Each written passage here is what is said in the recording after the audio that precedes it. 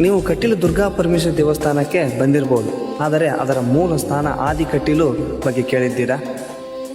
ಕಟೀಲು ಎಂದರೆ ಸಾಮಾನ್ಯ ದೇವಸ್ಥಾನ ಅಂತ ಅನಿಸುತ್ತಾ? ಇಲ್ಲ, ಇಲ್ಲಿ ದೇವಿ ಸ್ವತಃ ಲಿಂಗ ರೂಪದಲ್ಲಿಯೇ ಉದ್ಭವಿಸಿದ ಕಥೆ ನಿಮಗೆ ಗೊತ್ತಾ? ಕಟೀಲಿನಲ್ಲಿ ನಂದಿನಿ ನದಿಯ ಮಧ್ಯದಲ್ಲಿ 2 ದೀಪಗಳಿವೆ. ಒಂದರಲ್ಲಿ ಪ್ರಸಿದ್ಧವಾದ ದುರ್ಗಾ ಪರಮೇಶ್ವರಿ ದೇವಸ್ಥಾನ, ಇನ್ನೊಂದರಲ್ಲಿ ಆದಿ ಕಟೀಲು, ಅರುಣಾಸುರನ ಸಂಹಾರ ಮಾಡಿದ ಪವಿತ್ರ ಜಾಗ. ರಾಕ್ಷಸ ಅರುಣಾಸುರನನ್ನು ಸಂಹಾರ ಮಾಡಿದ ನಂತರ ದೇವಿ ರೌದ್ರ ರೂಪದಲ್ಲಿ ಇದ್ದಳು.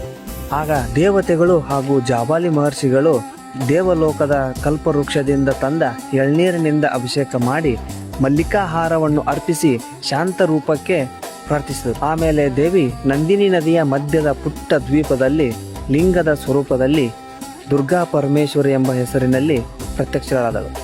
ನಂದಿನಿಯ ಶಾಪವೂ ನಿವಾರಣೆಯಾಯಿತು. ಕಟಿ ಭಾಗದ ಇಳೆಯಲ್ಲಿ ದೇವಿ ಉದ್ಭವಿಸಿದ ಕಾರಣ ಈ ಕ್ಷೇತ್ರಕ್ಕೆ ಕಟೀಲು ಎಂಬ ಹೆಸರು ಬಂತು. ಕಟೀಲಿಗೆ ಬಂದಾಗ ಈ ಕತೆ ನೆನಪಿರಲಿ. ಇನ್ನಷ್ಟು ದೈವಿಕ ಕಥೆಗಳಿಗಾಗಿ ಪೇಜನ್ನು ಫಾಲೋ ಮಾಡಿ.